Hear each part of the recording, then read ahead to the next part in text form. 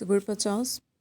रब खुदावंद खुदा ने कलाम किया और मशरिक़ से मगरिब तक दुनिया को बुलाया। सयून से जो हुस्न का कमाल है, खुदा जलवागर हुआ है। हमारा खुदा आएगा और ख़ामोश नहीं रहेगा। आग उसके आगे आगे भस्म करती जाएगी और उसके चारों तरफ बड़ी आंधी चलेगी। अपनी उम्मत की अदालत करने के लिए वो आसमान और ज़मीन को तलब करेगा कि मेरे मुक़द्दसों को मेरे हजूर जमा करो, जिन्होंने कुर्बानी के ज़रिया से मेरे साथ अहद बांधा है। और आसमान उसकी सदाकत बयान करेंगी, क्योंकि खुदा आप ही इंसाफ करने वाला है। ए मेरी उम्मत सुन, मैं कलाम करूँगा, और ए इसराइल मैं तुझ पर गवाही दूँगा। खुदावंद तेरा खुदा मैं ही हूँ। मैं तुझे तेरी कुर्बानियों के सबब से मलामत नहीं करूँगा, और तेरी सोखती कुर्बानियाँ बराबर मेरे सामने रहती हैं। ना मैं तेरे घर से बैल लूँगा, ना तेरे बाड़े से बकरे, क्योंकि जंगल का एक एक जानवर और हज़ारों पहाड़ों के चौपाए मेरे ही हैं। मैं पहाड़ों के सब परिंदों को जानता हूँ, और मैदान के दरिंदे मेरे ही हैं।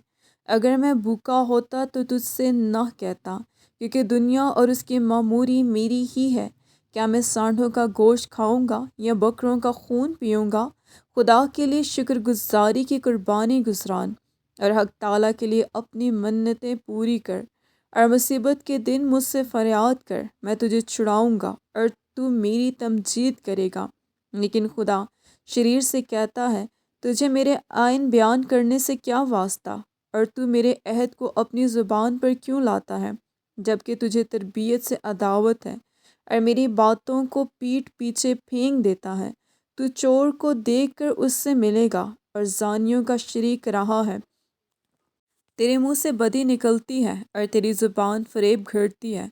तू बैठा बैठा अपने भाई की गिबत करता है और अपनी ही माँ के बेटे पर तोहमत लगाता है। तूने ये काम किए और मैं खामोश रहा। तूने गुमान किया कि मैं बिल्कुल तुझ ही सा हूँ, लेकिन मैं तुझे मलामत करके इनको तेरी आंखों के सामने तरतीब दूंगा।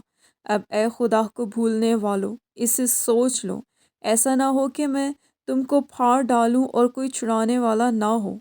जो शुक्रगुजारी की कुर्बानी गुजरानता है, वो मेरी तमजीद करता है, और जो अपना चाल चलन दुरुस्त रखता है, उसको मैं खुदा की नजात दिखाऊंगा। ईमान।